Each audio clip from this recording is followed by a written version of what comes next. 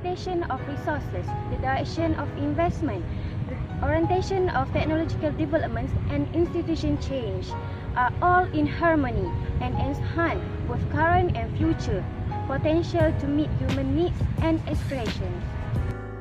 Green chemistry, also called sustainable chemistry, is an area of chemistry and chemical engineering focused on the designing of products and processes that minimize the use and generation of hazardous substances.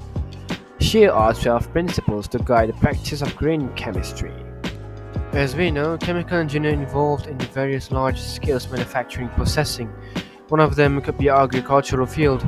Today our video is going to focus on pesticides. Let's see how green chemistry alternatives are vital to sustainably producing agricultural goods without continued dependence on toxic pesticides and chemicals of concern.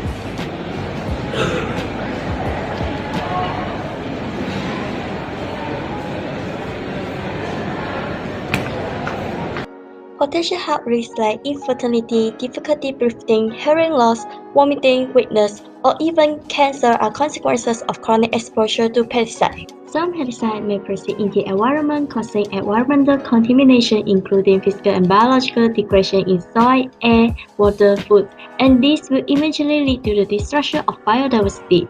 So, what are we going to do to save Earth and the environment? A quick intro on biopesticides. Biopesticides are made from living things or things that are found in nature. It has the ability to destroy only targeted pests and increase crop yield. For example, production of biopesticides by bacillus thuringiensis. Chemical engineer must monitor the operational parameters as they affect the microbial growth and product yield.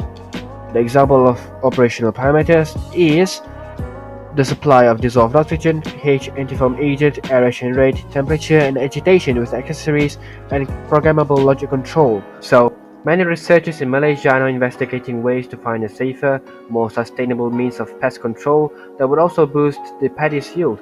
One of the proposals, Biopesticides for Improved Paddy Yield, by Professor Dr. Zana Yusof, which is a lecturer from UTP, suggested the use of biopesticides created from extracts of a fast-growing tree called NEEM, and its effectiveness on paddy planting area.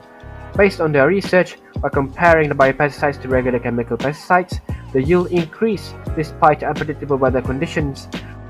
Lastly, we can say that chemical engineers are responsible to process an environmentally friendly pesticide in order to increase the crop yield and also protect our environment.